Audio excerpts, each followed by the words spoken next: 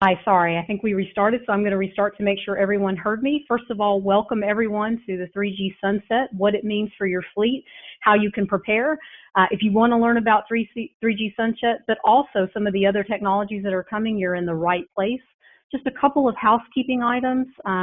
You will have an opportunity at the end for Q&A. There's a feature in the bottom right, so feel free to submit your questions and we'll address as many as we can toward the end. This is being recorded, so you'll be able to view it later.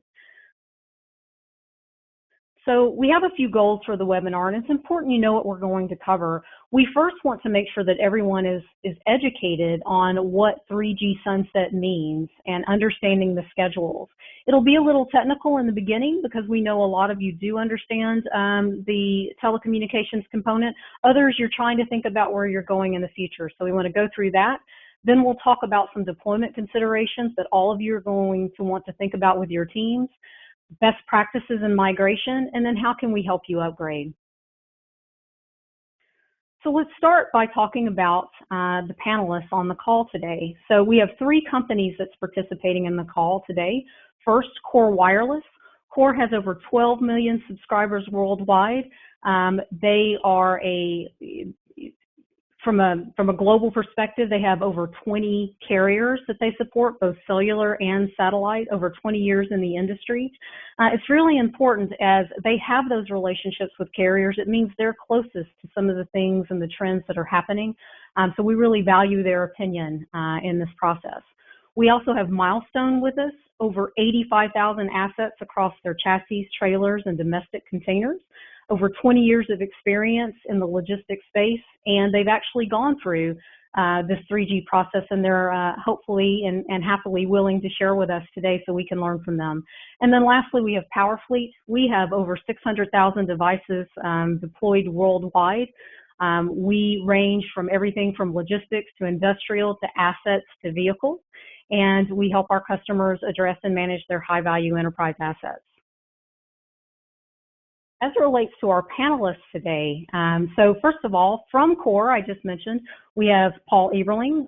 Paul is the Director of Carrier Service Delivery at Core Wireless. He currently manages all their Tier 1 carriers in the connectivity. Again, there's over 20 worldwide that they offer in both cellular and satellite. He's responsible for data transport of millions of devices. He has over 30 years of experience in wireless, including things like tower engineering, microwave, and millimeter wave networks. He also spent 7 years as representing in the PTCRB, and that's really important as we talk about certifications later. Also want to welcome Jason Anderson to the call today. He's representing Milestone Intermodal. They are short-term leasing operations utilizing 60 depots in 22 markets across the United States. Jason leads Milestone's intermodal asset tracking initiatives nationwide. He has over 25 years of experience in technology and 16 years of experience in satellite, telemetry, asset tracking, business intelligence, etc. Want to introduce Matt Harris. He's our Vice President of Account Management here at PowerFleet. Matt provides industry expertise and leadership to his team of all of account managers. Really has over 20 years of experience in transportation, IoT management. Prior to joining PowerFleet, Matt has worked at companies like General Electric, Texas Instruments. He was also a captain in the United States Marine Corps. He truly is recognized as an expert in the telematics technology, focusing on tracking and resource management. And then last, I'd like to introduce myself. I'm Elizabeth Elkins. I'm the Chief Product Officer of PowerFleet. I am responsible for all of our products globally, again, logistics, industrial, vehicle, as well as assets. I have over 25 years experience as a technologist in software, hardware, and infrastructure. And in the last 10 years, I've really focused on analytics, AI, and devices for the IoT space. So moving to the next slide, I want to turn it over to Paul, and he's going to educate us on 3G and sunsetting and all the things that we need to know about this initiative. Paul, I'm turning it over to you. Thank you, Elizabeth. Good morning, good afternoon, and welcome to our webinar on 3G sunsetting. I'll start off by saying, what is network sunsetting? Well, to understand sunsetting, we first need to understand the operator. Mobile network operators cater in many cases to consumer demands.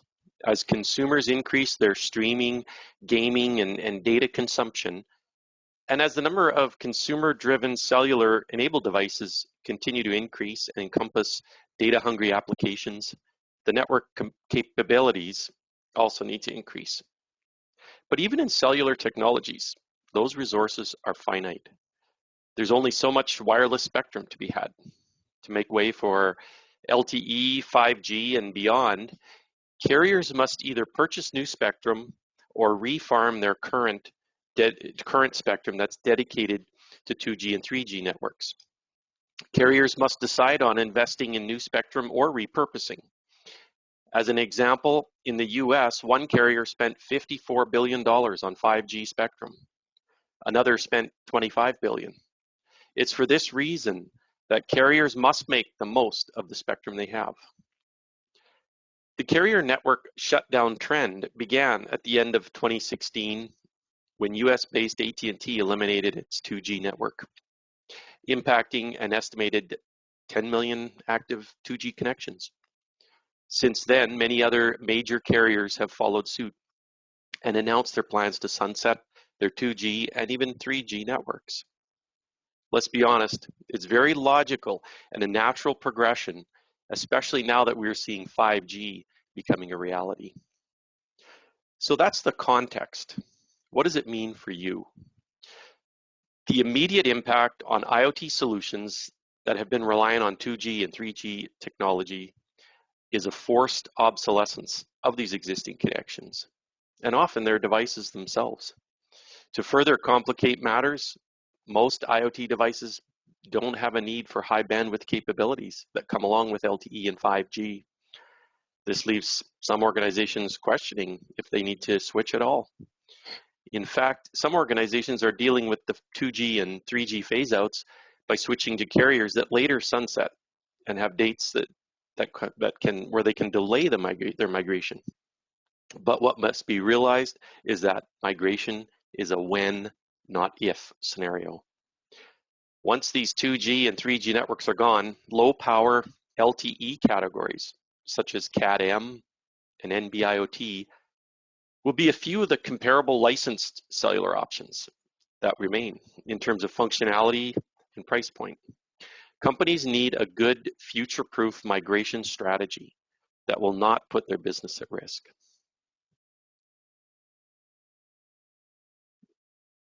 If we look at 2G and 3G network shutdowns and what's been happening globally, this slide here focuses on North America particularly, somewhat on Latin America, but we see that network sunsetting is not a new concept.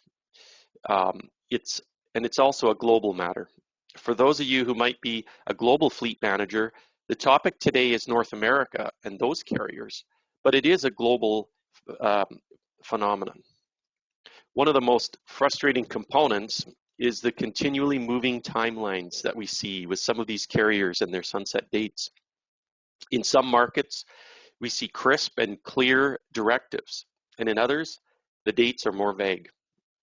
We also see a lot of differences between the Tier 1 carriers in different markets and the dates that they have set.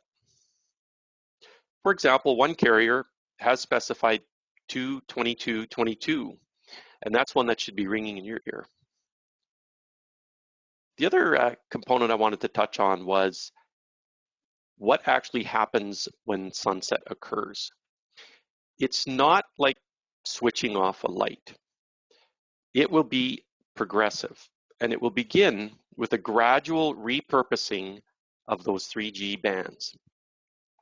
Think of a 7-lane freeway, with each lane representing a carrier's band or frequency. As they refarm those frequencies over to newer technologies, the existing lanes get fewer. Thus, as you can well understand, the same amount of traffic needs to route through, which may cause traffic congestion. It could even affect connectivity. This refarming may start before the actual sunset date, as the carriers identify geographic areas where little or no 3G network resource is being utilized. The takeaway here is that you don't have the time you think you have, whether small fleet or large.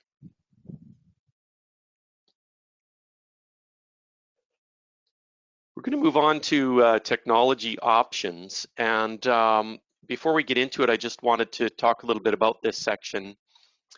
It effectively will take us through all of the known technology options, but also considerations and challenges.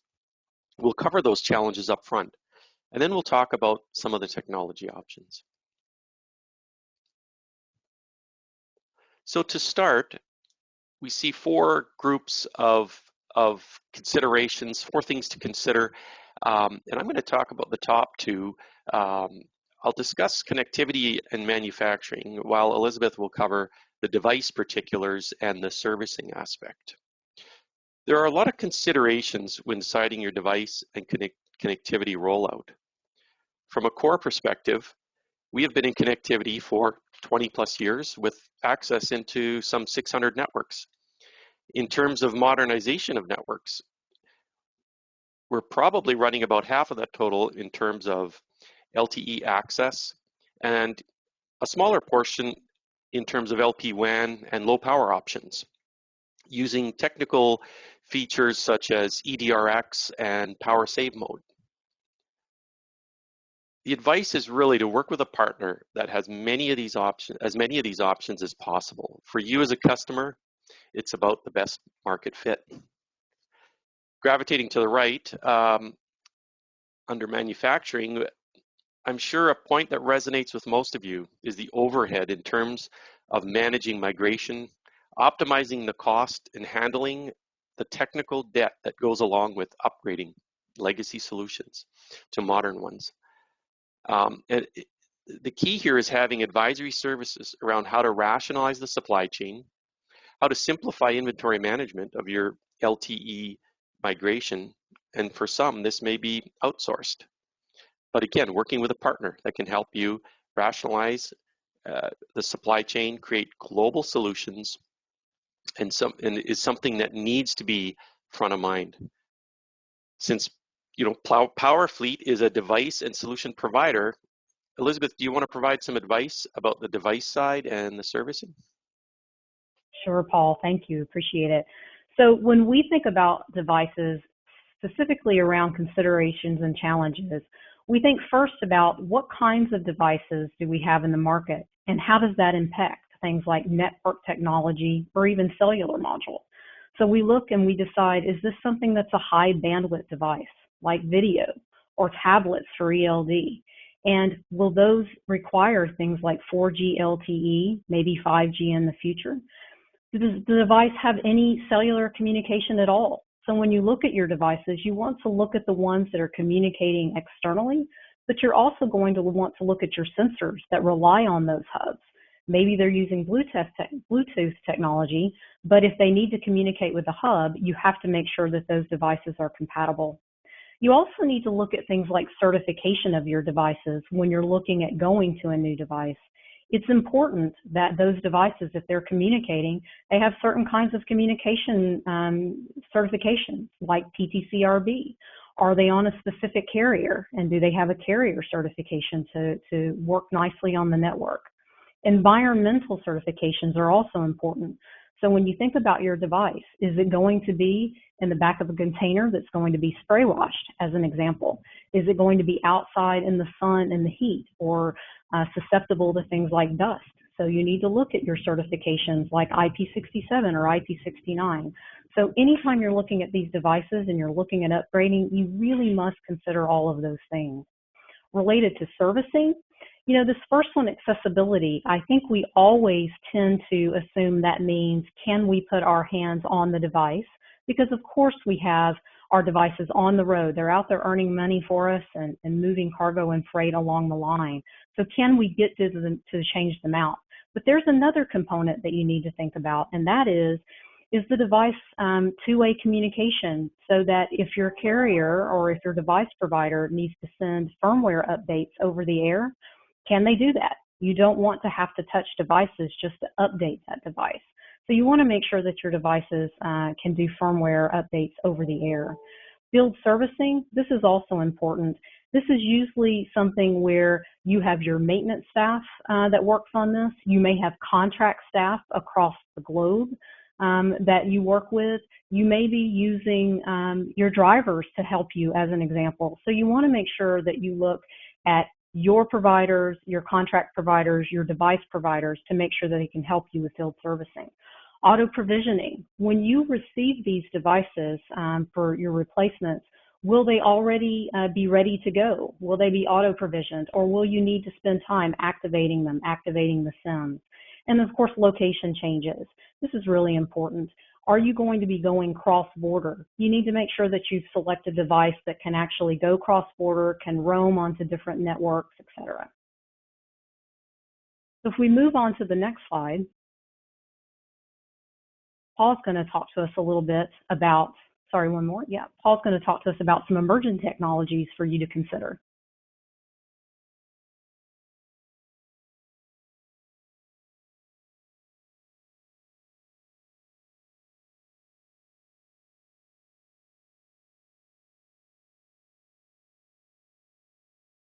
Sorry, Paul, we're not able to hear you. Sorry. Thank you, Elizabeth. If we look at new and emerging technologies, what we've tried to do is categorize a series of attributes that can help you and assist you in determining your particular use case.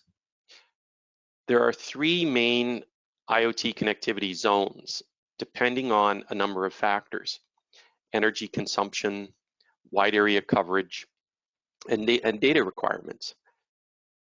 By knowing each of these, it will ultimately help you narrow down the right technology for you. The attributes of your IoT application or use case will be the key to determining whether you sit in the massive IoT, the short range, or the traditional cellular area. We see that each has its own applicability. For fleet, the primary focus will be the bottom two segments. Short range are usually devices that would connect to, say, a hub or a gateway, which may then in turn connect via cellular uplink connection to provide that data transport. Traditional cellular is used typically for fleet management solutions with devices that are mobile, on the move, like via over the road, over rail, even sea or remote locations. I wanted to focus a little bit on the NB-IoT side, the massive IoT. Massive IoT connectivity is based on low power, wide area networks that become less complex, energy efficient, and a very good solution for a number of IoT applications. One being smart city, an NB device on every lamppost per se, communicating back to a network. Or another example is a smart factory. Sensors on forklifts, pallets, robotics, even building environmental, all communicating back to the same cell tower. What that does is it creates this massive IoT environment. And for that, NB is the perfect candidate.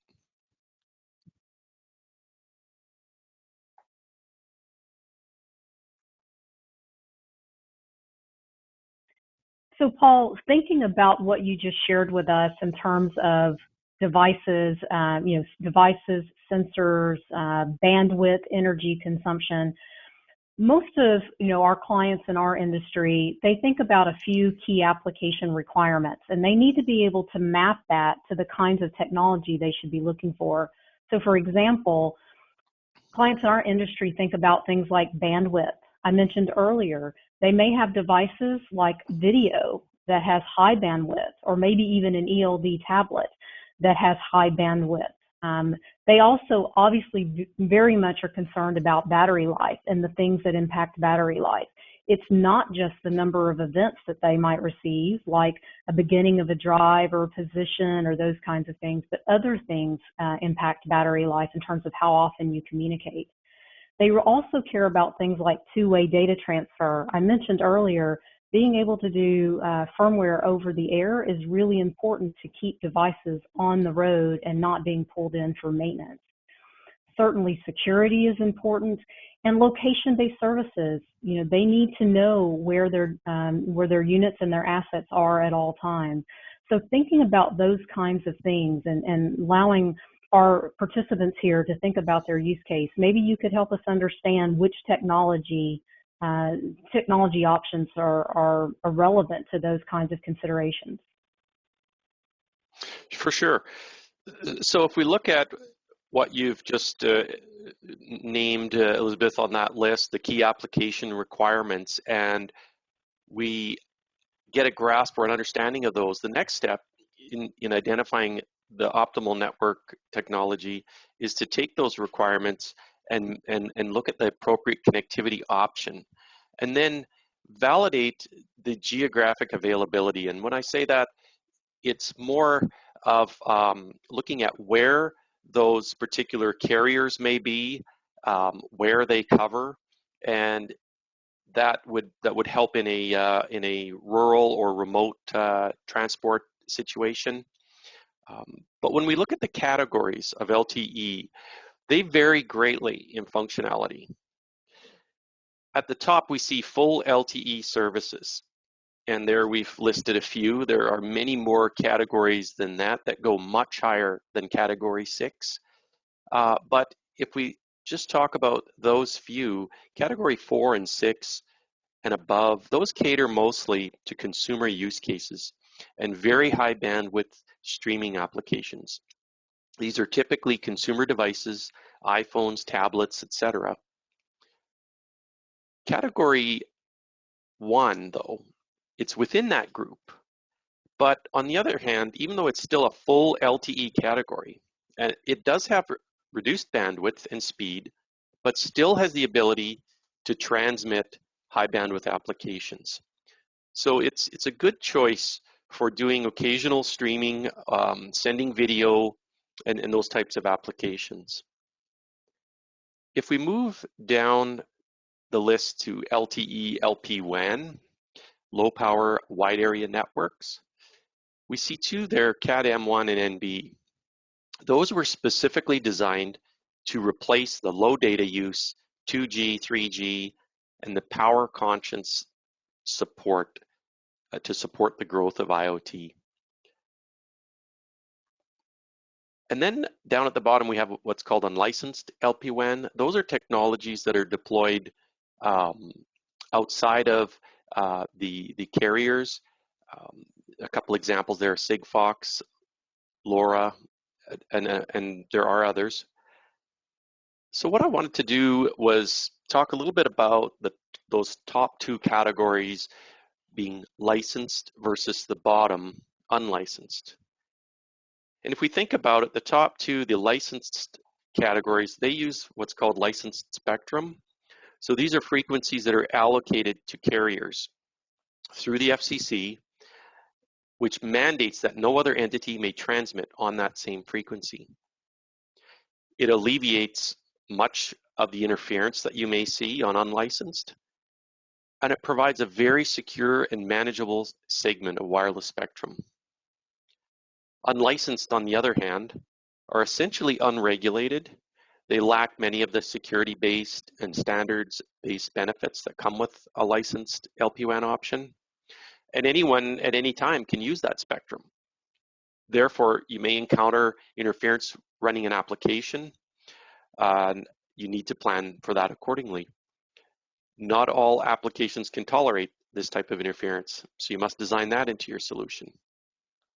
Technologies, I will say though, technologies such as LoRa and Sigfox, they have done some homework to incorporate things such as channel allocation and other interference mitigation to help overcome some of these unlicensed challenges. But they still don't have all the benefits of licensed spectrum.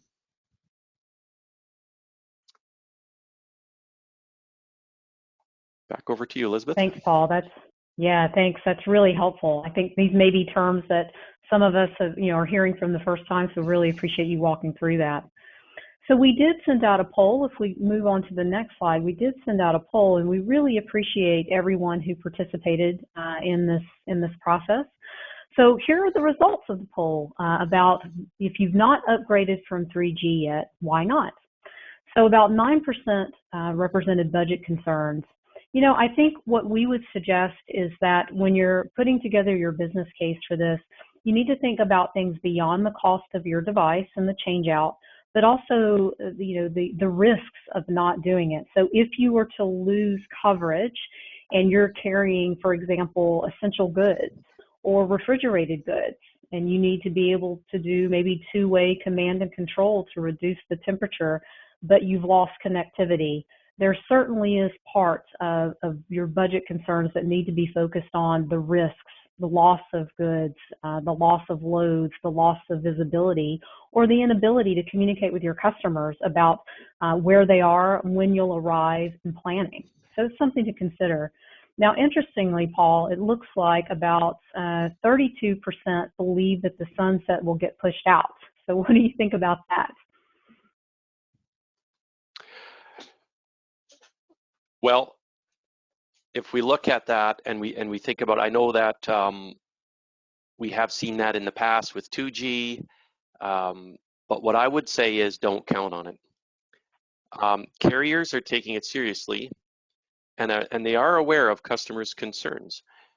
They know that there are many factors that could cause delays in getting your devices upgraded, SIM card swaps, truck rolls.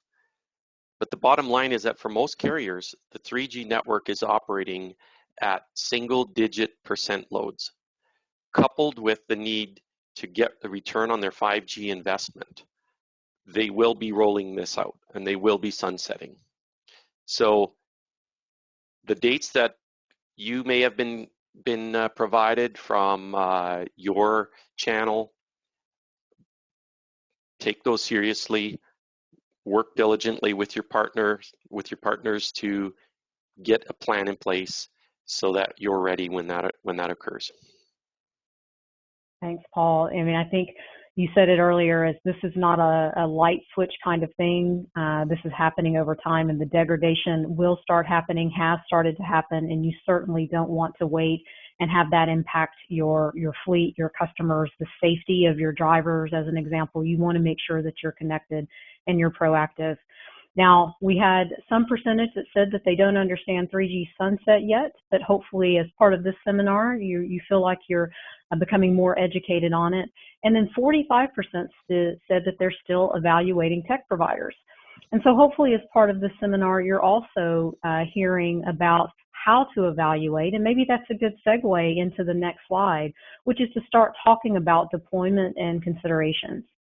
So the first thing that I would tell you at a high level before we go through these is you really want to think about what are the benefits of this move. If you're going to have to move, then what are the benefits to it? So you want to think about things like, will I get longer device life? Will these be easier to install and maintain in the long run?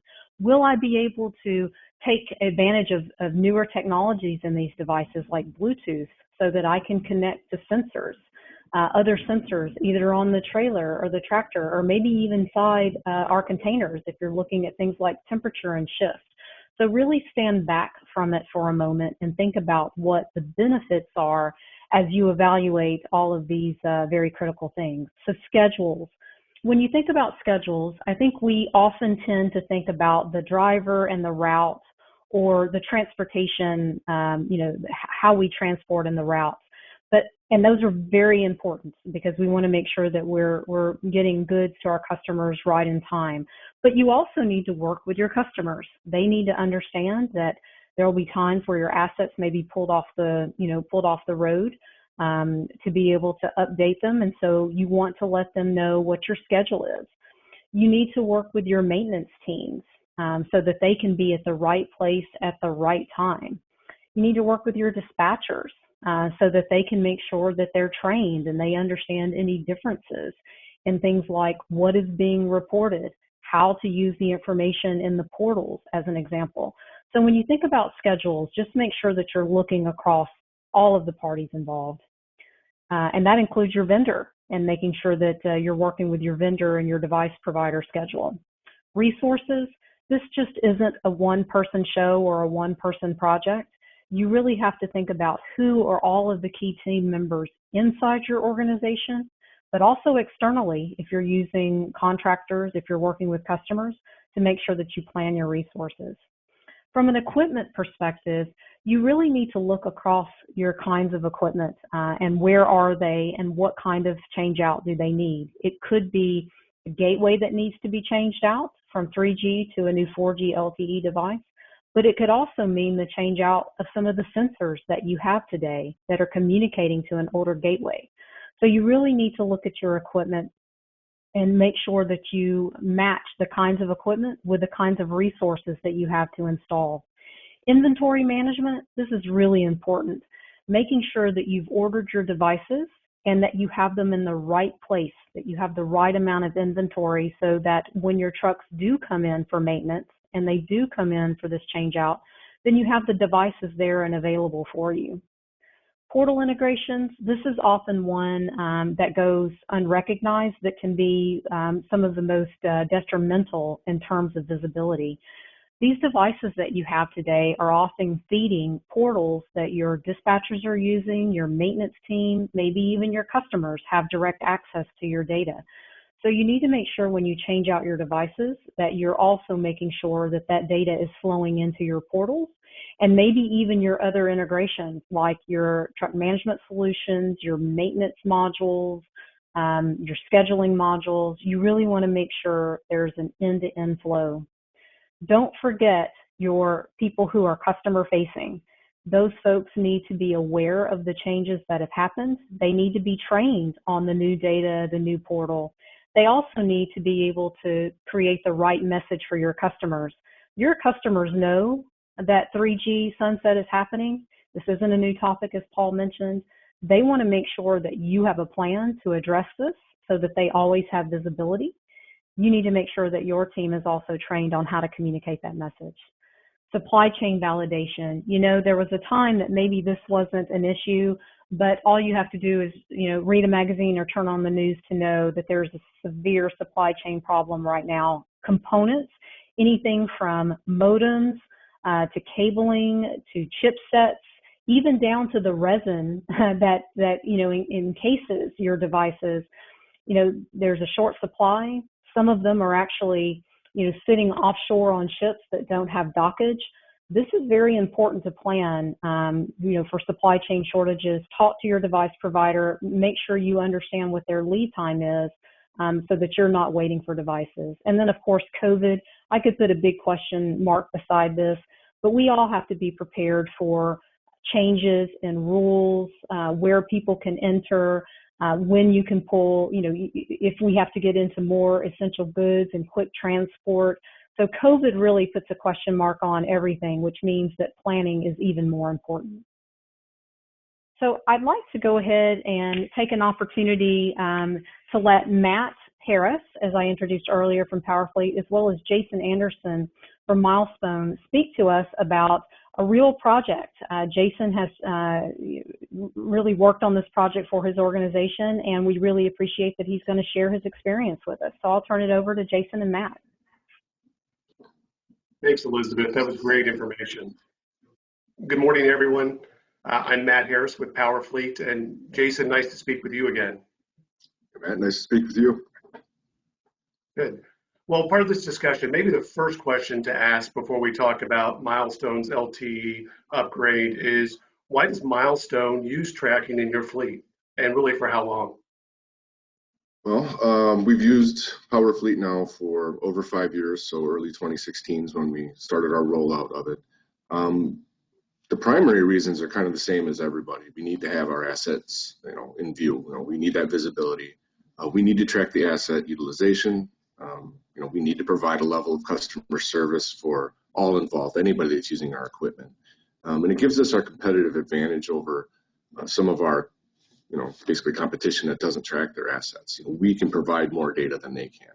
But in some cases, we're contractually obligated to use, GPS tracking. Some of our more sophisticated BCOs, or if I'm in a specific pool and people need to know, daily when something comes in and out of a specific location, we have to be able to provide that information. Okay, well, great. Well, what were some of the critical factors Milestone considered when you decided and were evaluating the migration from 3T to LTE? Yeah, we don't have time on our side. We're a different organization where we're not in daily control of our equipment, right? We're leasing to somebody. They're trying to run a business. They're using our equipment. They need GPS, the data that comes from the asset tracking, and we need to be able to, provide that to them. If we don't, not saying we'd be in breach of contract, but they're going to be upset if we start having these sunsets occurring. We start losing, visibility to our assets. That's a big deal. Yeah, so customer commitments is a pretty big thing for us. Time, we have to manage that time. You just heard Paul talk about count on it. It's going to happen. Well, some of these start, I believe, in October of this year. So, we have to figure out basically the nature of how we replace all these. And if they're not in our control, then we rely on a third party, which is our customer. Sure. And Milestone's been working on the upgrade for some time now, and clearly it's a challenge. I mean, you've got to align assets and resources and training and your customer support to continue your critical mission of delivering equipment. So time is critical. Yeah, very much so. We definitely have that working against us, and rather get out in front of it than behind it, because just like anything with the deployment, including just a brand new deployment, you're going to start out hitting tons of these assets, all the chassis, right away, boom, boom, boom, and then you're going to have those ones that are hard to get a hold of, and so I want to hit that head on. Yeah, good point. Well, Jason, could you talk about some of the lessons learned that Milestone encountered during deployment? There's positives and negatives, but certainly any critical lessons. Yeah, well, we definitely have to have the conversation with our customers. Our customers that are sophisticated and do use tracking, they're still not as knowledgeable as Paul is on wireless communications. So, kind of got to explain it to them. This is what we're up against, and get them to understand, because they're going to need to be a partner of ours when it comes to doing the actual swap, because they use that equipment day to day. So when we were sending them some new ones, maybe, okay, great, can you guys swap out these and then report back to us? So there is a process that's involved for sure, and we need to communicate that. So that would be like just training for their employees and other stakeholders at their company. Sure. So it sounds like, obviously coordination and communication are critical to not only internal stakeholders, but your customer stakeholders and their investment to help this occur. Yep. So, go ahead, please. No, so as really as a follow-up to that, your feedback, does Milestone recommend anything like project managers or coordinators that help, oversee the project? What's been the experience at Milestone? Yeah, 100%. I think two of the biggest things that should be done by anybody overtaking this is you got to appoint somewhat of a tactical lead on this.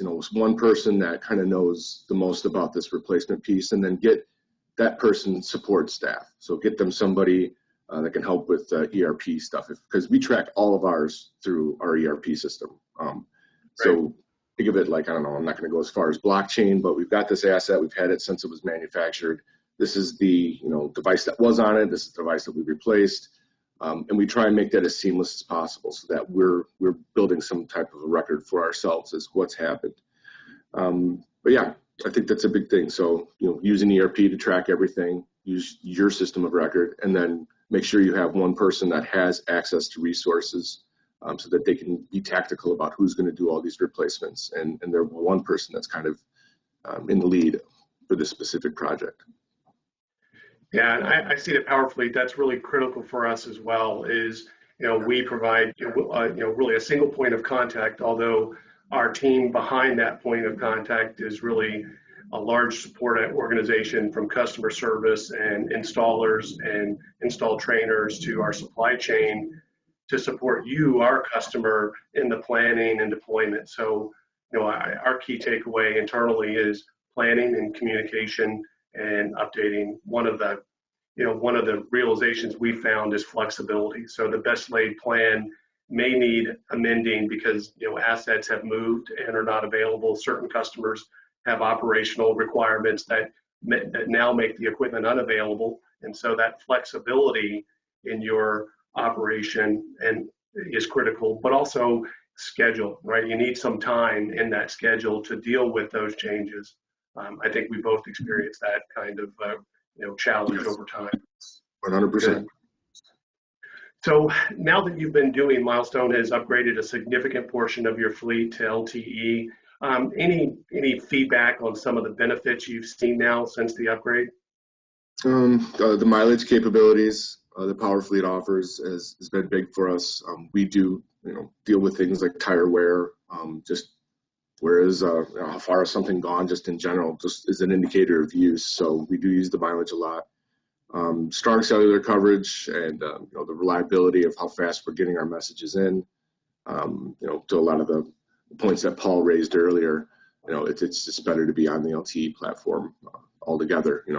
So I think that's probably two of the biggest things that we've seen so far. I mean, there's more to come, obviously, and that's basically where we're at right now. Yeah, I know one of the things we've talked about with you as well as other customers is not only that, listen, you're going to have coverage or you're not. That's critical, but when you have LTE, with the bandwidth it provides, so more data, more information, and certainly improved power in the systems. Battery and power management technology has changed in time, and it's getting better all the time, and our new systems, I think, have taken advantage of it. One of the practical things we've seen with customers is the impact to the operation. You need to minimize it, that downtime of the equipment. So systems and technology that allows for easy, fast installation in a quality way. So that's one of the things we've concentrated in the hardware is devices that can be installed quickly and easily, but repeatedly. So, well, finally, I appreciate all the feedback, Jason, and certainly your support as a customer. We're glad that PowerFleet's able to help Milestone. Any final comments you want to share with us or the audience about Milestone's experience here? Because it's a pretty big undertaking. It is an undertaking, and like you had mentioned before, it's kind of a moving target that evolves daily. We're still replacing some of them. Not the numbers that we started with, but we're still getting those ones that are harder to get. So time is critical, but I think it's important for us, and the feeling's mutual here. We have great great partners of PowerFleet. So I know I've got a team I can rely on my end, and I know that I could rely on your team as well too if we need something. So it's nice to have. Good. Well, thanks for taking the time to help us talk about your experience at Milestone and doing this upgrade, because it's a pretty big undertaking, and we want to share that experience with others here today. So thank you. Good. Sure, absolutely. We're going to jump to the next slide. So, Jason gave us the opportunity to share his experience with Milestone and intermodal equipment. But at PowerFleet, we have experience serving customers with all asset types. So certainly just not intermodal, whether it's chassis or containers, but equipment from in-cab solutions to reefer solutions, as well as flatbeds, dry vans and trailers, but also cargo visibility.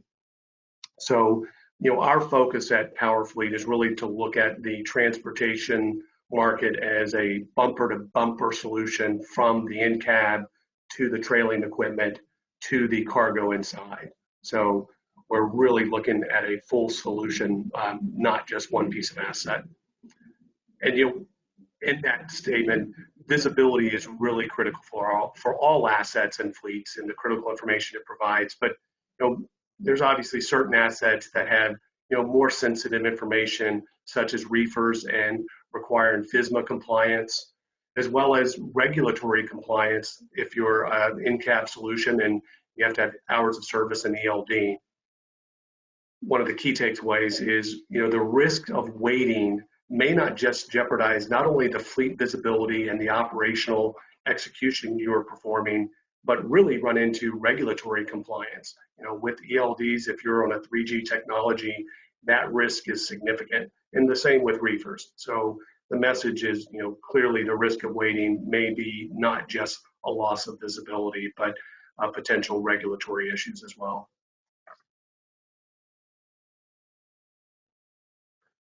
And so at PowerFleet, our focus has been, as we've looked over the past several years and invested in research and development of new technology, we really focused on a full suite of LTE connected equipment. Our markets are in transportation are broad from as I mentioned, in the cab, all the way to the trailer and to the cargo itself. So, what we focused on as an enterprise is solutions that are purpose built as a full stack solution, from the devices and sensors that provide critical status, where is it at and when on events, but also condition. So not just status, but condition. Is it empty or loaded, mounted or bare, and what's inside? As well as to the software and applications that our customer use to make sense of that information. If you boil it down to what these systems and this upgrade means to our customers, it really goes to the benefits we deliver, which is obviously you can't avoid the loss of coverage and visibility to your equipment, but LTE really steps it up, both in coverage and in data performance. But in the devices themselves, as I mentioned earlier, power management, is always evolving, but these latest technology offers combinations of power. So not just longer life lithium rechargeable batteries, but in our case, we have systems that offer redundant power. So more than one power source, like solar panels combined with primary batteries, really an industry first. But in addition to those core capabilities, the latest technology is really enabling, technology like BLE-enabled sensors. So now you may deploy initially with a core telematics device, but decide that you need more information about the condition of your cargo, and the ability to wirelessly add a freight camera in our case, which provides not only literal but figurative and literal visibility to your freight. We now combine those enabled sensors with machine learning that helps our customers interpret, hey, is there a person inside that cargo space? So as well as identifying things like pallet jacks, so that they know that, hey, the pallet jack is present or not. So the ability for us to offer our customers the next generation of technology, not only with LTE, but the sensors and equipment that comes with it, has been significant.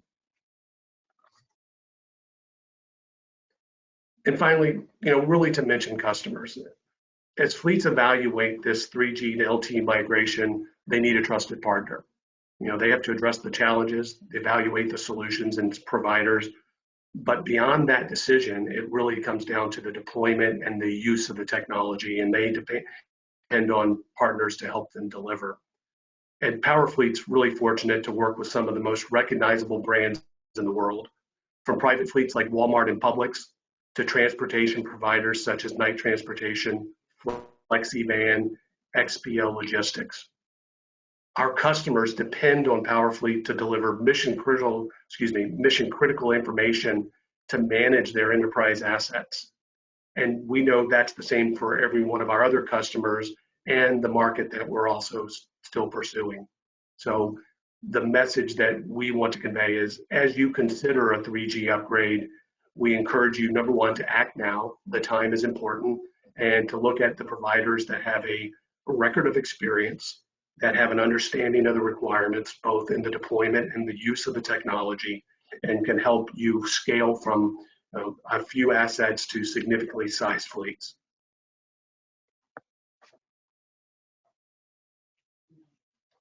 Thank you, Matt. Appreciate it. So as we prepare to, and just before we wrap up, we wanted to take a moment to answer some questions that have come across to us during the session. So certainly please send your questions. We'll answer as many as we can. And if we don't get to your question, assuming we have your contact information here in the webinar, then we will certainly come back to you privately. So in looking at some of the questions that we received, this is a very interesting one. Will my 3G device roam onto another domestic carrier after the 3G sunset of my existing carrier, thus extending the life of my device? So I tell you, I think this one's for you, Paul. Yeah, thank you. And that is a good question, and I'm sure it's on a few people's minds. The basic answer is there are no guarantees. And the reason for that is typically carriers within the same country have very specific roaming agreements with each other that were negotiated much before this, and were negotiated to cover isolated pockets within that country. So for instance, in the US, there may be some mountain range in Northern California where one carrier doesn't have coverage, but another might, so they have a roaming agreement for that particular pocket. So since the shutdown affects a much wider dispersed geography, there's no guarantee that your device will find an alternate carrier to maintain your 3G connectivity. Okay. All right. That's a very good question. A few questions are coming in around 5G. And so just a couple of things, comments made about, they turn the TV on and they see a lot about 5G, about, personal use and consumer use in cell phones. So why should I upgrade to 4G with 5G just around the corner? So if you don't mind, Paul, I'm going to put you on the spot for that one as well. Oh, sure. Yeah, no problem. And I agree. I see that on the television. A lot of the carriers offering 5G, consumer handsets, tablets, all of these things, blazing fast speeds. But in general, if we want to talk a little bit about the generations, the 3G, 4G, 5G, the generations of cellular technology come along about every 10 years. If we focus on the last two cellular technologies, they've had multi-decade lifespan from first release to sunset. 2G was 1990 to about 2016, so that was almost 30 years. 3G 99 to, with some carriers, up to 2025, so that's 26 years. So we see that longevity that those technologies have. So there's, with the long period of time when 4G and 5G will coexist, LTE, standing for long-term evolution, it will be around for a long time to come. Thanks, Paul. Okay. Just scrolling down here. So someone did pay attention to my supply chain comment. I appreciate that. Just asking specifically what PowerFleet's doing about supply chain issues. Are we having any issues? So that's a very, very good question. I would tell you at PowerFleet, we're a little bit different than other providers in that we really do design and oversee the manufacturing of the majority of the devices that we put out. We don't go out and buy commercially off-the-shelf devices and then pass them along. So because of that, sourcing components is in our DNA. We have direct relationships with all of our component providers. So, that is something that we work and deal with on a daily basis.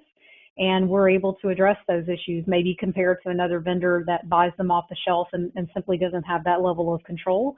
I would tell you that there are other things that we're doing. We are making sure that we have additional inventory available. We are working with our clients to make sure we understand demand forecasting so that if we need to produce more devices in time for your deployment, we are doing that as well. And we're working with our clients on lead times where lead times exist. So it's a very good question, and I think PowerFleet is well positioned to deal with that in the market. I see another question here. It's interesting, and Matt, I'm going to throw this one to you. It says, how do I find out if I have devices that are still running on 3G? My fleet has several different devices that I've procured over the years. So how do I figure out which ones are on 3G? Sure. The short answer is contact your provider. They'll know. And in the case of PowerFleet, it's contacting customer support or your account manager, and we'll be happy. We have that information ready to share. Great. Okay. Well, I think I've actually covered all of the questions that have come through. I just want to take a moment again to thank our panelists. A special thanks to Paul Eberling at CORE, who really brought us sort of the behind the curtain information that he often has because of his close relationships with so many carriers worldwide. So Paul, we really appreciate you giving us a peek to some of those things that are so important. And then a big thank you to Jason Anderson, who really talked a lot about how it takes a village, many different team members, a lot of planning. And we're just so appreciative that you took the time to share your learnings with everyone on this call. And I want to thank all of our participants. Thank you for being here with us. If you have any questions, you can see contact information on the screen. We wish you all a very successful 3G conversion, and PowerFleet is certainly here to help you through that process. So thank you very much. Have a great day.